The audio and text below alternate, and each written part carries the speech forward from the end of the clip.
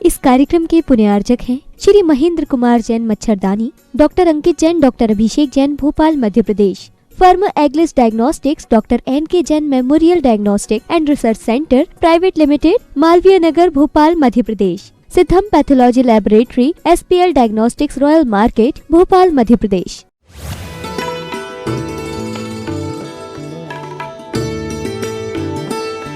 समता से रहित अगर श्रवण है तो वह श्रवण है ही नहीं।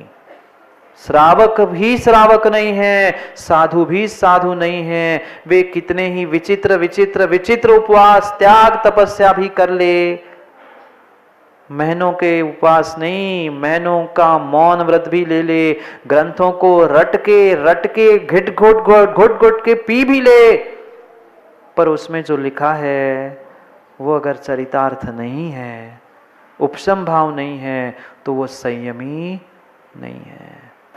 वह संयमी नहीं है, वही संयमी है जो उपशम तप को तपता है। बाकी तप एक किनारे है, और तप के साथ तुम्हारा उपशम भाव, तुम्हारी समता एक किनारे है। कितनी समता है। और आप भी अनुभव करके देख लेना। कोई दूध का धुला नहीं बैठा। जिस दिन एकासन उपवास होता है ना, उस दिन अनुभव करके देख लेना। बाकी दिनों में जितनी चिड़चिड़ नहीं होती, उतनी ज्यादा इन दिनों में हम करते हैं। जबकि उन दिनों में तो और शांत होना चाहिए था, और पापों से बचना था, पर सबसे अधिक उन्हीं समयों में हम विपरीतताओं को प्राप्त करते हैं। ध्यान रखना, जैसा बोगे ना आज, वैसा ही पाओगे। किसी के प्रति भी कसाय की गांठ बांधकर मत जाना। सामने वाला विपरीत कार्य भी कर रहा है, कितनी गाली भी देकर मोदी जी कोई चला जाए ना, तो भी ये पक्का मान लेना, मेरे पाप का उदय नहीं होता तो वो निमित्त बनकर मुझे गाली देने क्यों आना। पर उसके बारे में पुनः हमने अशुभ सोचकर उसके साथ बदला लेने के भाव रखे हैं, तो हमारा क्या होगा, ये विचार करने की आवश्यकता है। ये भी ध्यान रखना, किसी के होने से या किसी के नहीं होने से आज तक कोई भी काम नहीं रुका। नहीं तो सुनील जी कासलीवाल सोचे मैं नहीं पहुंचू तो संचालन ही होना बंद हो जाए। नहीं बता रहा हूं, मैं तो बताते जाता हूं कि जीवन में कभी आगे ऐसे भाव ना हो। आप करते हो इसलिए नहीं, पर कभी ऐसे भाव भी कर्तापना के ना हो कि मैं कर रहा हूं सो हो रहा है। किसी से कोई काम ना आज तक रुका, ना रुकने वाला है। रुका क्या? पिता यही सोचता है मैं चला जाऊंगा, बेटे का क्या होगा, वो क्या कर लेगा, इसका क्या होगा। पर कितने पिता आज तक चले गए? क्या बेटों ने जीना नहीं सीखा? होगा, पर कसायों की गांठ बांधकर हम जिएंगे और जीते रहेंगे तो कभी ना मेरा काम होगा ना किसी का काम होगा। और दूसरे की काम को तो मां छोड़ ही दो, अपने बारे में भी तो कभी सोचो। क्यों हम कसायों की गांठ बांधकर सदियों से, भवों से भटकते यहां पहुंचे हैं। अभी भी कितनी विपरीतता मिल जाए। अरे उन तीर्थंकर पारसनाथ को 10 भाव लगे, उनको संभलने में 10 भाव लगे। हमारा आपका कुछ ठिकाना है? नहीं है रवि कड़मकर। कोई कितना सगा भी क्यों ना दगा दे, पर ये विश्वास मानना कि हमारा पाप का उदय ऐसा नहीं होता तो ऐसे निमित्त क्यों मिले हैं। जब तक है तब तक ठीक है। मेरा पाप का उदय है सो ऐसे निमित्त मिले हैं, नहीं तो ऐसे निमित्त नहीं मिलते। अपने आप को, अपनी कसायों को संभाल लो तो काम होगा। अन्यथा दूसरों को टोकने से, दूसरों की बुराई या दूसरों के बारे में कहने से, इनके कारण काम नहीं होगा। इतनी सरलता, इतनी सहजता भीतर होनी चाहिए, तभी तुम धर्मात्मा कह पाओगे। वह जो पापी है, जो कसाई है, जो विधर्मी है, वो तो अपने पाप के कार्य कर ही रहा है। वो जब नहीं छोड़ रहा है तो मैं अपना अच्छापन क्यों छोड़ूं, मैं अपना धर्मात्मापना क्यों छोड़ूं। उसकी तो जो हरकत है उसको उसका फल मिलेगा। पर मैं उसके बारे में विपरीत सोचकर अपनी कसायों की गांठ से अपनी कर्मों की गांठ क्यों बढ़ाऊं? ये विकल्प, ये विचार कभी मन में आने की आवश्यकता है।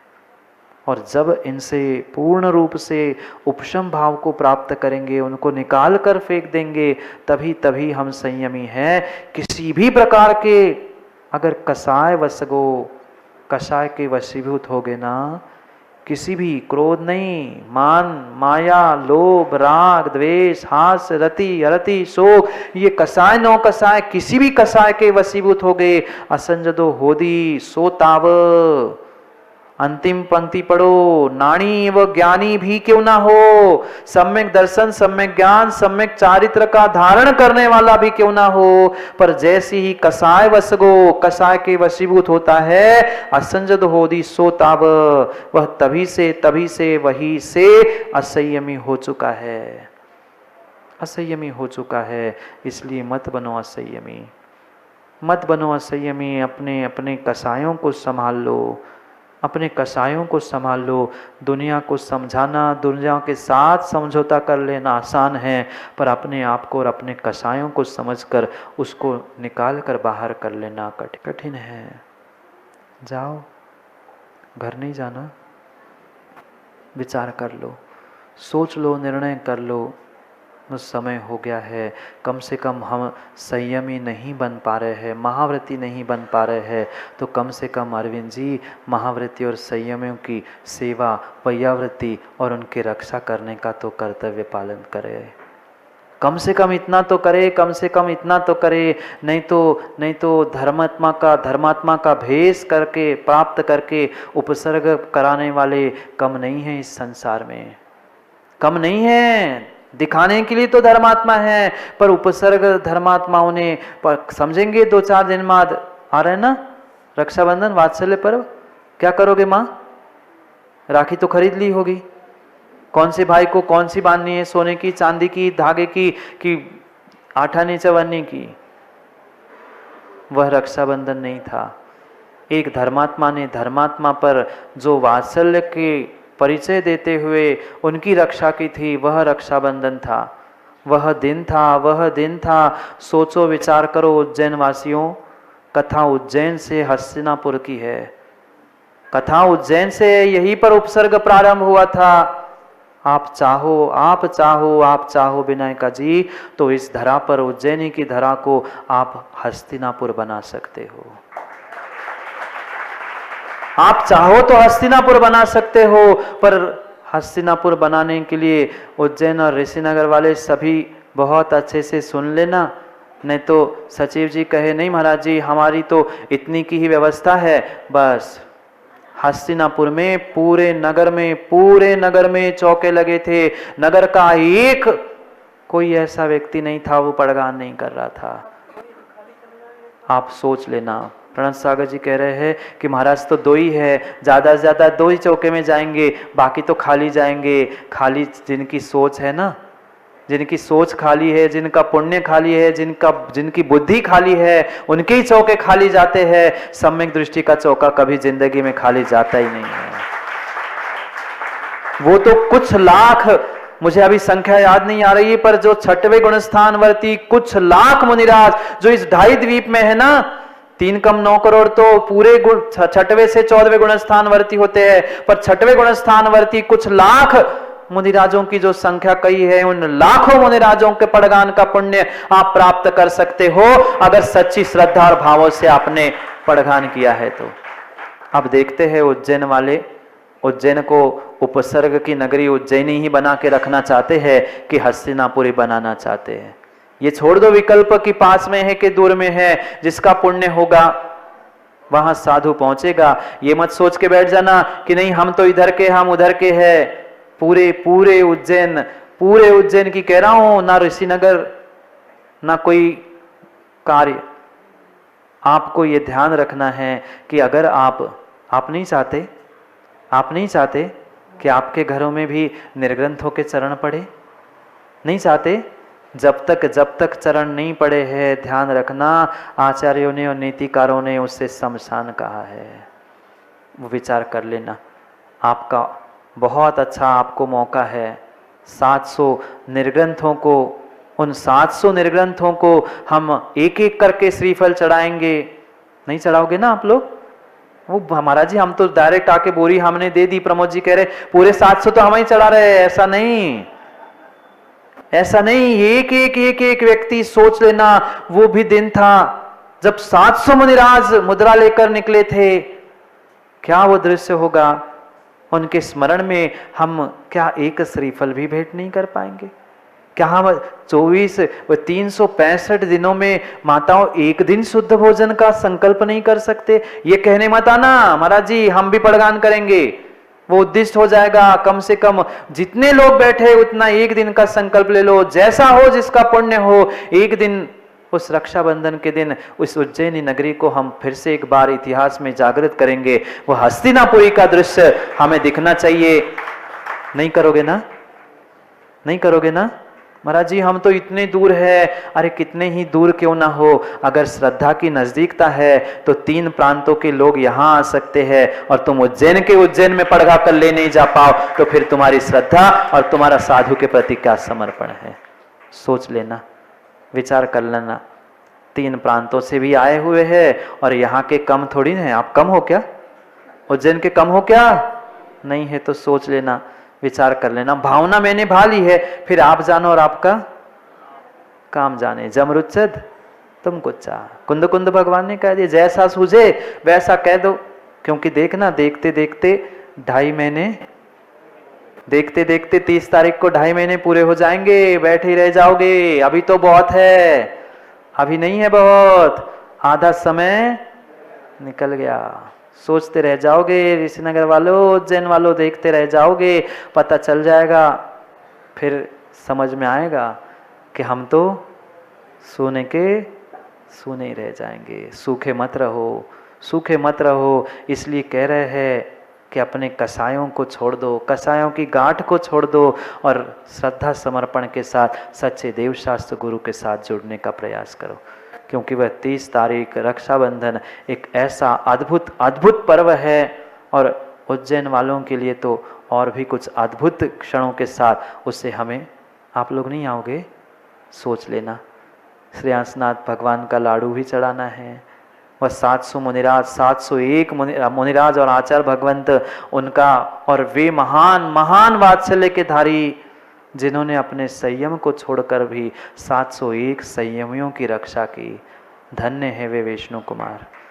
उनके बारे में भी हम समझेंगे। वे अपनी जीवन भर की तपस्या, मां सोचो विचार करो, तुम एक दिन की दुकान नहीं छोड़ पाते, एक दिन की दुकान, एक दिन की गृहस्थी नहीं छोड़ पा रहे हो। उन्होंने जीवन भर की साधना, रिद्धि प्रकट हुई थी, वो संयम साधना भी छोड़ दी संयमियों की रक्षा करने के लिए। और धिक्कार है जो एक दिन का दुकान, एक दिन का व्यापार और एक दिन की गृहस्थी नहीं छोड़ पा रहा है। जाओ, निर्णय आपके हाथ में है। हस्तिनापुर बनाना है कि सीमेंट उज्जैन बनाना? ऐसे शिखर जी जैसे वो किला बना के ठोक के मत रख देना, नाम लगा देना हो गई हस्तिनापुरी। ऐसे नहीं, ऐसे नहीं। वो दृश्य मैं पुनः देखना चाहता हूँ जब 701 मुनिराज मुद्रा लेकर निकले थे। घर घर पड़गान की आवाज गूंज रही थी, नमोस्तु नमोस्तु वह गूंज रही थी। क्या दृश्य था? क्षीर सागर में देखा था आप लोगों ने? मंदिर और वे दृश्य ऐसा पूरे उज्जैन में हो जाए। ये विकल्प नहीं करो कि महाराज कैसे पहुंचेंगे। आपका अगर पुण्य है ना, गोदा जी, नमक मंडी क्या, फ्रीगंज क्या, आप जहां कहोगे वहां पहुंचने की शक्ति रखते हैं। अरे मैं पहुंचू नहीं पहुंचू, रिद्धिधारी मुनिराज अगर पहुंच गए तुम्हारे चौके में तो क्या सौभाग्य होगा तुम्हारा, सोच लो। भले ही यहां नहीं है पंचम काल में, पर दूसरे काल से क्या आकाश मार्ग से गमन करते हुए तुम्हारे यहां नहीं पहुंच सकते? पहुंच सकते हैं, पहुंच सकते हैं। आज और एक सौभाग्य है, उस आहार से संबंधित है। आज कलश दशमी, पता है ना? आज दशमी है। एक मात्र माँ ने थोड़ा सा लोभ किया था, थोड़ा सा लोभ किया था। वह सेठ जी ने तो पड़गान करके सेठ जी ने पड़गान करके मुनिराज को घर ले आए। मुनिराज घर पहुंच गए, भोजन की पूरी तैयारी थी। एक मुनिराज वह आहार करने के लिए पड़गान के बाद नगर में घर में पहुंच गए। पर थोड़ा सा राग सेठानी का टपक पड़ा। माँ सोच लेना, विचार कर लेना, दान देते समय तुम्हारे कैसे परिणाम होने चाहिए, पड़गान के समय कैसे परिणाम होने चाहिए। वह थोड़ा सा भाव बिगड़ गया, थोड़ा सा कसाय उदय में आ गया कि पहली बार आम आया है, ये आम मैं खाऊं। मुनिराज उस राजा और रानी को कह रहे थे, जो राजा रानी मुनिराज के पास पहुंचे थे, राजा मेघनाद और रानी पृथ्वी वे मुनिराज के चरणों में जाकर कह रहे थे, भगवान क्या गलती हो गई हमसे, हमें संतान प्राप्ति क्यों नहीं हो रही। मुनिराज ने कहा, तुमने मुनिराज के दान में अंतराय किया था। पिछली पर्याय में जब तुम सेठ और सेठानी थे, तुमने दान में अंतराय किया था। क्या हुआ था भगवान? हमने तो खूब दान दिए, ऐसे मुझे याद है। हाँ, दान तो दिया था, पर सेठानी दान देते समय पड़घान करके जो मुनिराज को ले आए थे, तब मात्र घर में एक ही आम था। आपने सोचा ये आम मैं खा लूंगी, बाकी तो इतना सारा कुछ उनको ग्रहण करने के लिए है, मैं उनको सब दे दूंगी। पर आपने वह थाली में से धीरे से आम का कटोरा छुपा के, आप भी रखते ना, बहुत सारे होते, धीरे से अपने लिए बचा के रखते हैं। तुमने मात्र एक आम का फल बचा के रखा था, आम का फल बचा के रखा था, और आम का फल बचाने का ये फल मिला, वह दान अंतराय कर्म का उदय हो गया। और दान अंतराय कर्म ऐसा फलीभूत हुआ कि आज आप निसंतान हो, निसंतान हो। तुरंत कह पड़ते हैं वे सेठ सेठानी, क्या क्या भूल हुई, वो तो समझ में आया, अब इसका सुधार भी तो बताइए। फिर उन्होंने कहा कि श्रावण शुक्ला दशमी के दिन उस कलश पर आम और बहुत सारी विधियां बताई, उस विधि से तुम पूजन पाठ करना, सच्चे देवशास्त्र की गुरु की पूजा। पर कलश सामने वह द्रव्य मंगल अर्हंत का प्रतीक रूप सामने रखते हुए भगवान की पूजा करना, 4 प्रकार के दान पुनः दे देना। और उन्होंने इस व्रत को प्राप्त किया, प्रारंभ किया, और कुछ ही वर्षों में युगल करते हुए 3 युगल और 1 सिंगल, ऐसे 7 पुत्र की उत्पत्ति उन सेठ और सेठानी की हो गई। पुत्र उत्पत्ति के लिए कथा नहीं बता रहा हूं, हाँ, नहीं तो कट करके कहीं की कहीं डाल दे और कहीं की कहीं बात पहुंचा दे। आजकल के बहुत तेज दिमाग वाले हैं।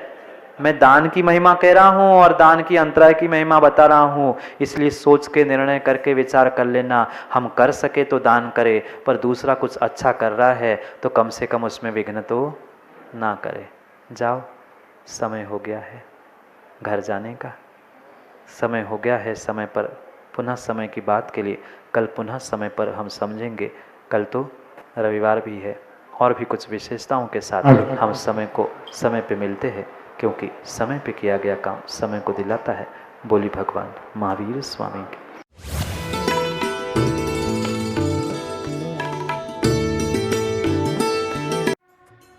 इस कार्यक्रम के पुण्यार्चक थे श्री महेंद्र कुमार जैन मच्छरदानी, doctor Ankit Jain, doctor Abhishek Jain, Bhopal Madhya Pradesh. Firm एग्लिस diagnostics, doctor N K Jain memorial diagnostic and research centre private limited, Malviya Nagar, Bhopal Madhya Pradesh. Siddham pathology laboratory, SPL diagnostics